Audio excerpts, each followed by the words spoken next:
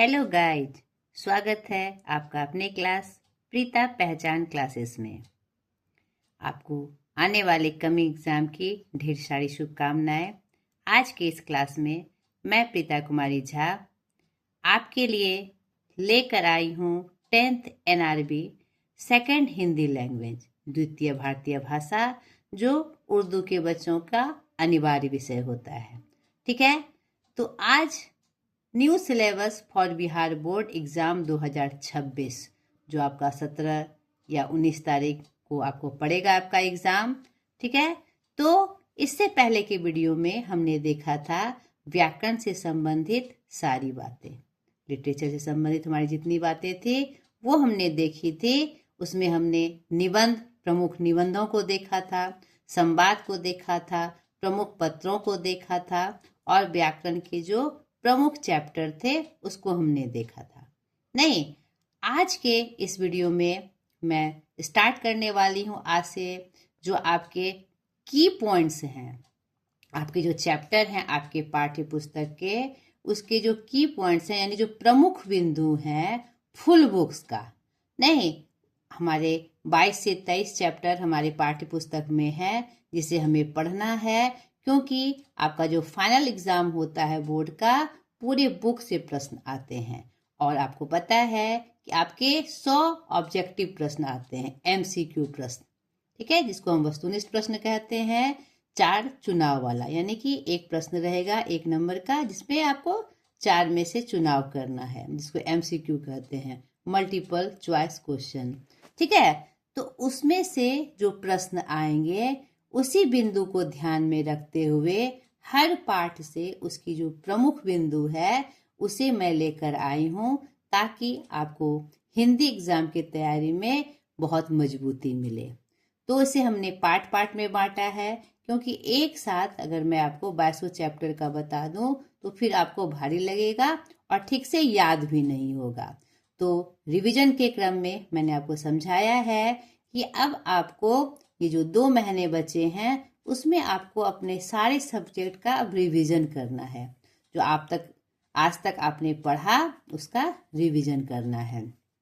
तो उसी क्रम में, रिवीजन के क्रम में मैं पार्ट पार्ट में बांटकर आपके ये वीडियो लेकर आऊंगी, ताकि आपका रिवीजन भी रुके नहीं।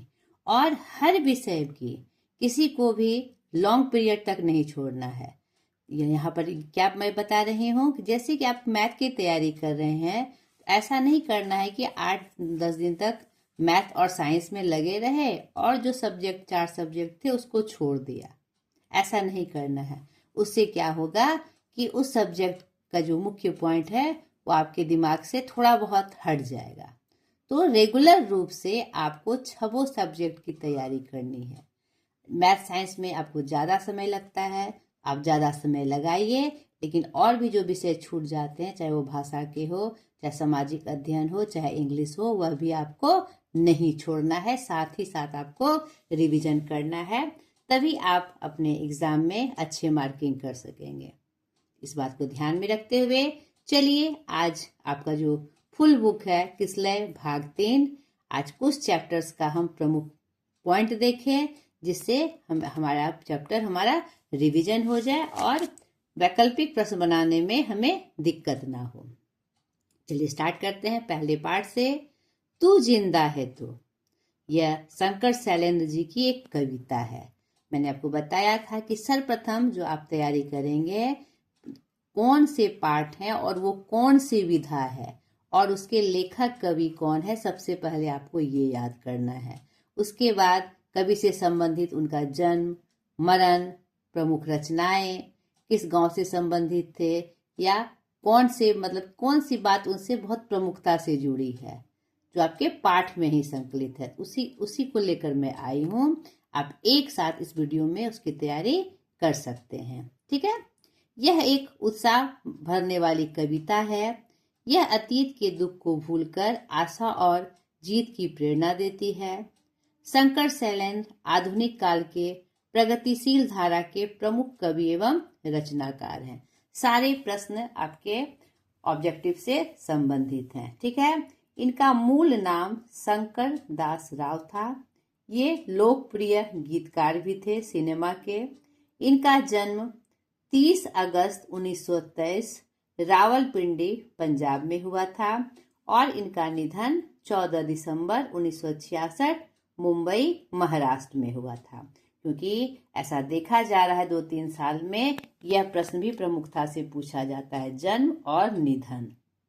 तो आप सरसरी निगाह से इसका रिवीजन करेंगे तो जब आपको 4 ऑप्शन दिए रहेंगे आंसर के रूप में तो आपको फटाक से ध्यान आ जाएगा। अगर रिवीजन नहीं करेंगे तो फिर आपको याद नहीं आएगा। आपको रटने की आवश्यकता नहीं है, आपको समय समय पर उसको रिवीजन करने की आवश्यकता है। आगे देखिए, कविता की हर एक पंक्ति को याद रखना है, क्योंकि आपको जो प्रश्न आएंगे पंक्ति उठाकर भी दी जा सकती है, उसके आशय के रूप में दी जा सकती है, या यह इस पंक्ति किस पाठ से ली गई है ऐसी भी दी जा सकती है।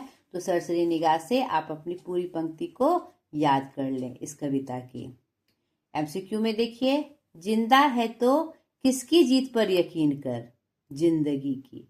याद रखिएगा इसको। झूम झूम कर कौन गा रही है, जमीन गा रही है। आपको पाठ से संबंधित करके प्रश्न पूछा जाएगा। नहीं, तू जिंदा है तो में कौन झूम झूम कर गा रही है, इस तरह से। हमारे कारवां को किसका इंतजार है, प्रस्तुत पाठ में ऐसा पूछा जाएगा। तो किसका इंतजार है, मंजिलों का।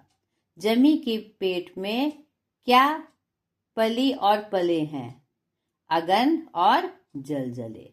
अगन पली हैं और क्या पले हैं, जल जले। बहुवचन में है इसलिए बहुवचन में इसका आंसर किया गया है। ठीक है।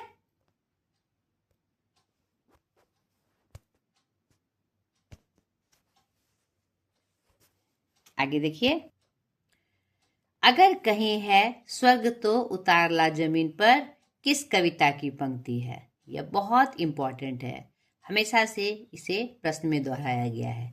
तो कहाँ की पंक्ति है ये, तो जिंदा है तो। कविता में क्या गिरेंगे क्या बनेंगे, गिरेंगे जुल्म और बढ़ेंगे नवीन घर। याद रखना है आपको। दूसरा लेसन, दूसरा पाठ है हमारा ईदगाह, जो प्रेमचंद द्वारा रचित एक कहानी है। ठीक है, मुंशी प्रेमचंद जी द्वारा। अब इसके प्रमुख बिंदु को हम देखें। यह बाल मनोविज्ञान पर आधारित है। रमजान के कितने दिनों बाद कितने रोजों के बाद ईद मनाई जाती है, 30 रोजों के बाद। सब आपका एमसीक्यू क्वेश्चन है। ठीक है। महमूद के पास कितने रुपये थे, 12 पैसे थे। मोहसिन के पास 15 पैसे थे। हामिद की उम्र कितनी थी, 4-5 साल। हामिद के बाप की मौत किससे हुई थी, हैजे से। हामिद की माँ की मौत किससे हुई थी, पीलिया से। ठीक है। अमीना कौन थी, हामिद की दादी। हामिद के पास जाने के लिए ईदगाह पे कितने पैसे थे, 3 पैसे। महमूद खिलौना लेता है सिपाही। ये बहुत इंपॉर्टेंट है, इसलिए एक एक पॉइंट को आप ध्यान से देखिए और इसका रिवीजन करिए। महमूद जो उसका दोस्त होता है, कौन सा खिलौना लेता है, सिपाही। उसका कैसा स्वरूप है, खाकी वर्दी, लाल पगड़ी वाला और कंधे पर बंदूक। यह भी प्रश्न में कभी कभी दोहराया जाता है। मोहसिन कौन सा खिलौना लेता है, भिस्ती, कमर पर मशक रखे, भिस्ती का वो लेता है। नूर क्या लेता है, वकील लेता है, काला चोंगा, नीचे सफेद अचकन, एक हाथ में कानून का पोथा लिए। सारे खिलौने किस चीज के बने हुए हैं, मिट्टी के। यह भी आपको याद रखना है। सम्मी क्या लेती है, खंजरी लेती है। हामिद खिलौने की जगह क्या खरीदता है, चिमटा खरीदता है। सभी खिलौने कितने पैसे के थे, 2-2 पैसे के थे। ठीक है। आगे देखिए, पाठ से संबंधित और भी बहुत सारे प्रश्न। हामिद रेवड़ी ले खा कितनी खुशबूदार है, किसने किससे कहा। बहुत इंपॉर्टेंट प्रश्न। मोहसिन हामिद से ये कहता है, हामिद की ललचाई नजरों को देखकर। जब सारे बच्चे मिठाई खा रहे होते हैं तो हामिद एक छोटा बच्चा होता है, तो वह भी ललचाई नजरों से उनको देखता है। इसी क्रम में मोहसिन उसे चिढ़ा कर यह बात कहता है। आगे देखिए, तुम्हारी उंगलियां तवे से जल जाती थी इसलिए मैंने लिया। किसने किससे कहा? हामिद ने दादी से कहा। याद रखना ही है। प्रेमचंद के बचपन का क्या नाम था? धनपत राय श्रीवास्तव। जन्म 31 जुलाई 1880 बनारस के लम्ही नामक ग्राम में। पिता अजायब राय, माता आनंदी देवी, पत्नी शिवरानी देवी। इन्होंने कौन कौन से पत्रिका का संपादन किया? हंस, जागरण, माधुरी आदि पत्रिका का संपादन। ये भी प्रश्न बहुत बार दोहराया गया है। हंस का संपादन किसने किया? जागरण का संपादन किसने किया? मैंने एक साथ ये बताया आपको। इनका निधन कब हुआ था? 8 अक्टूबर 1936 ईस्वी को। ये प्रेमचंद की का ये जन्म मरण आपको विशेष रूप से याद रखना है। तीसरा पाठ है हमारा कर्मवीर। अब इससे जरूरी जो प्रमुख बिंदु है उसे हम देखें। कर्मवीर एक कविता है। किनकी? अयोध्या सिंह उपाध्याय हरिऔध जी की। ठीक है, इसमें एक प्रश्न आता है, हरिऔध किसका उपनाम है? तो आपको याद रखना है अयोध्या सिंह उपाध्याय का। या अयोध्या सिंह उपाध्याय को किस उपनाम से जाना जाता था? तो हरिऔध के नाम से। दोनों तरफ से प्रश्न पूछा जा सकता है। कविता की हर एक पंक्तियों को याद करना। इसके भी हर एक पंक्तियों को आपको ध्यान से देखना है ताकि उससे कोई भी बात पूछी जाए आपको स्मरण में आ जाए, याद आ जाए। अयोध्या सिंह उपाध्याय खड़ी बोली हिंदी के कवि एवं गद्यकार थे। इनका जन्म 15 अप्रैल 1865 ईस्वी निजामाबाद आजमगढ़ जिला उत्तर प्रदेश में हुआ था। निधन 16 मार्च 1947 ईस्वी। पिता का नाम पंडित भोलानाथ उपाध्याय और माता रुक्मिणी देवी। इन्होंने किसका संपादन किया? कबीर रचनावली का। इनकी प्रमुख रचना प्रिय प्रवास खड़ी बोली हिंदी का प्रथम महाकाव्य था। ये भी आपको याद रखना है। चौथा पाठ, इसके भी प्रमुख बिंदु को हम देखें वस्तुनिष्ठ प्रश्न के लिए। बाल गोविंद भगत यह कौन सी विधा है? रेखा चित्र। ये रेखा चित्र क्या होता है? यह हिंदी साहित्य की एक विधा है, यानी एक प्रकार है। यानी हिंदी में गद्य को लिखने का जो गद्य रूप होता है, जो हम लिखते हैं प्रोज के रूप में, उसके विभिन्न रूप हैं हिंदी में। नहीं, उपन्यास, नाटक, कहानी, संस्मरण, आत्मकथा, यात्रा वृत्तांत, रेखा चित्र आदि। तो रेखा चित्र क्या होता है? किसी वस्तु या किसी व्यक्ति का शब्दों और वाक्यों के माध्यम से उसका पूरा विवरण, उसके चरित्र का, उसके रूप का, उसके स्वरूप का सीधा वर्णन क्या कहलाता है? रेखा चित्र। कहते हैं ना कि भाई तुम वहां गए, कहीं जाते हैं हम और पूछा जाता है कि वहां पर तुमने क्या देखा, तो अपनी बातों में हम वहां का परिचय बताते हैं। तो ऐसा लगता है कि वहां का पूरा चित्र ही खींच के आ गया हो। तो वही क्या हुआ हमारा? रेखा चित्र। तो ये किसके द्वारा लिखित है? राम वृक्ष बेनीपुरी जी द्वारा। इनका जन्म बेनीपुर गांव में हुआ था, तो इन्होंने अपने नाम के साथ बेनीपुरी जोड़ दिया। ठीक है, साहित्यकारों ने इनको ये उपनाम दिया है। रेखा चित्र के प्रमुख पात्र कौन थे? बाल गोविंद भगत। इसके अलावे इसमें उसके बेटे और बहू की चर्चा हुई है, कुछ गांव वालों की चर्चा हुई है, लेकिन प्रमुख पात्र के रूप में कौन है? बाल गोविंद भगत। मंझोले कद के गोरे चिट्टे आदमी, ये भी प्रश्न दोहराया गया है। कबीर को साहब मानते थे, यानी गुरु मानते थे, भगवान मानते थे, और उन्हीं के गीतों को गाते थे और उन्हीं के आदर्शों पर चलते भी थे। जैसा उनका स्वरूप था साधु वाला, कबीर वाला, वही स्वरूप यह अपनाते थे। ठीक है, और इस पाठ में जो बाल गोविंद भगत जो पाठ है उसमें यह दिखाया गया है कि कैसे बिना साधु बने भी साधु के चरित्र को अपनाकर उनकी तरह धर्म पालन कर हम जीवन यापन कर सकते हैं। जरूरी नहीं है कि एक साधु बनकर ही उन नियमों का पालन किया जाए।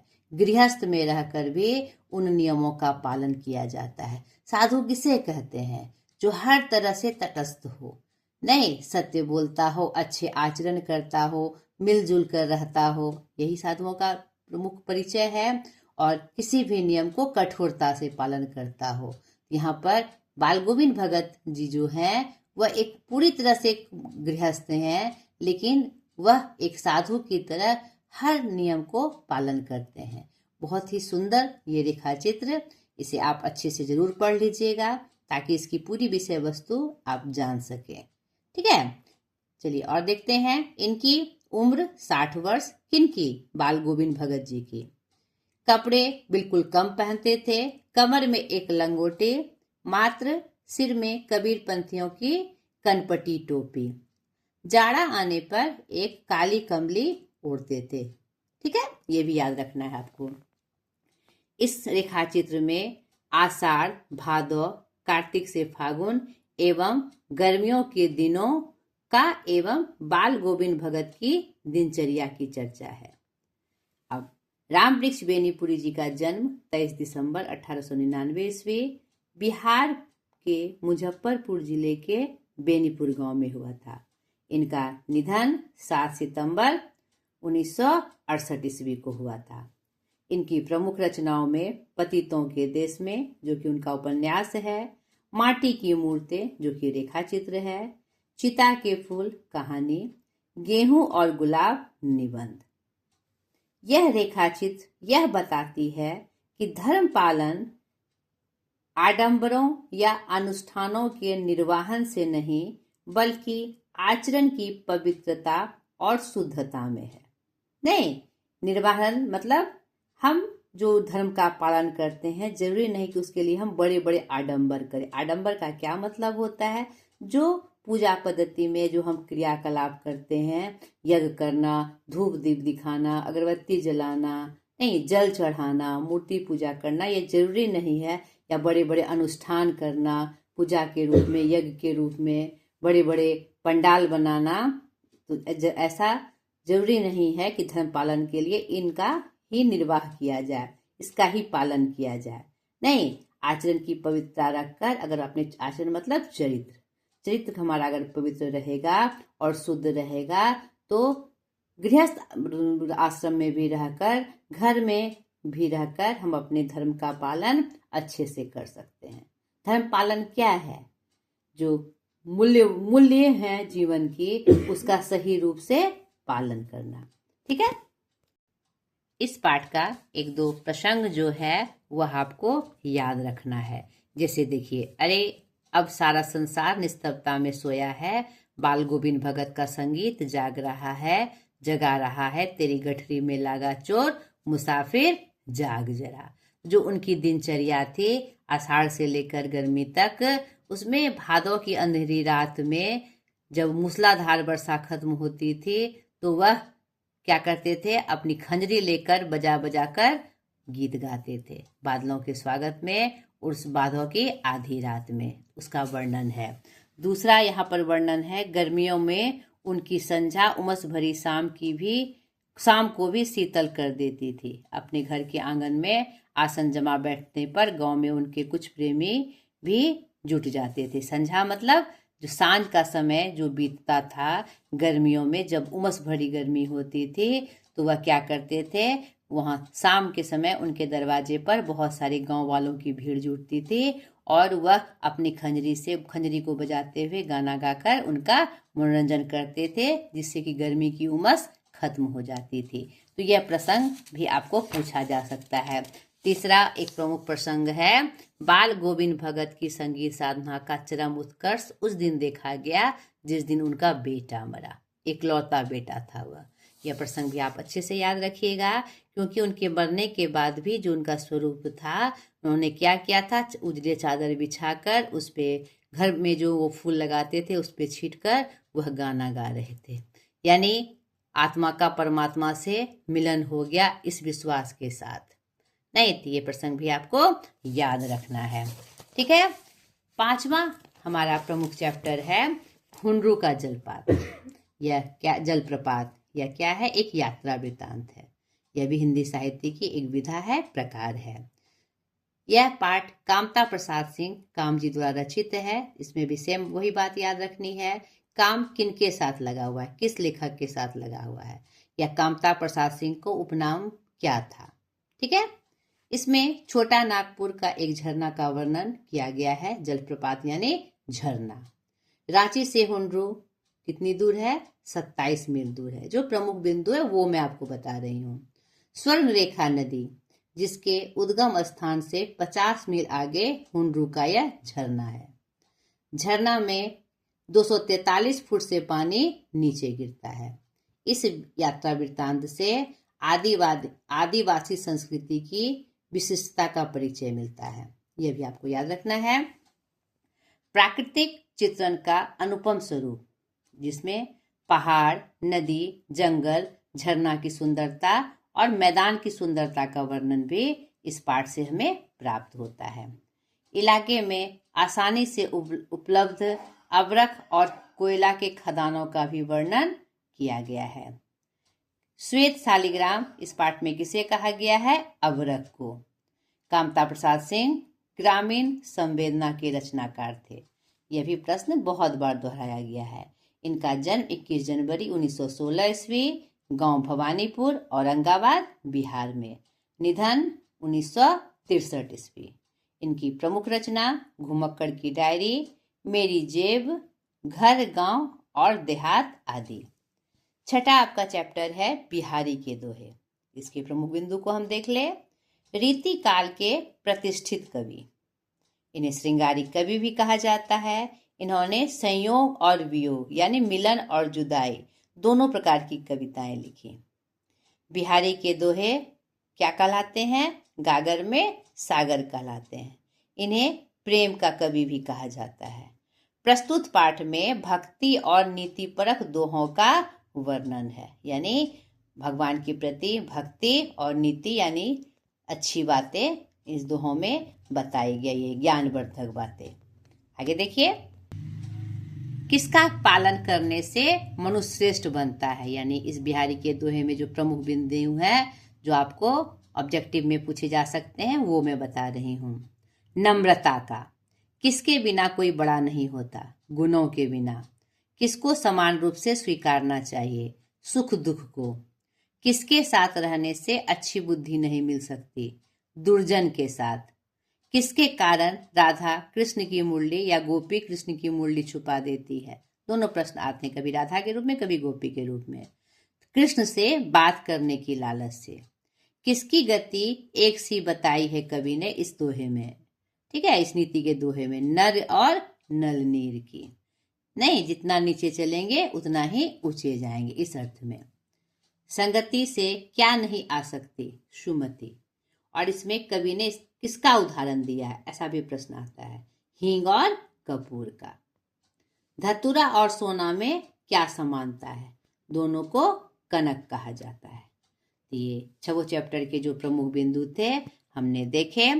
आगे की वीडियो में फिर पार्ट में 5 या 6 चैप्टर ऐसे ही पार्ट करके मैं लेकर आऊंगी, ताकि आपको उसकी प्रमुख जानकारी, आपको उस प्रमुख बिंदुओं की जानकारी हर एक पार्ट की आपको होती चली जाए, जिससे ऑब्जेक्टिव प्रश्नों में आपकी पकड़ मजबूत हो जाए। तो आज तक के लिए इतना ही। अगले वीडियो में फिर एक नई कुछ पाठ के प्रमुख बिंदुओं को लेकर मैं हाजिर हो जाऊंगी। ढेर सारी शुभकामनाओं के साथ आज तक के लिए इतना ही। बाय।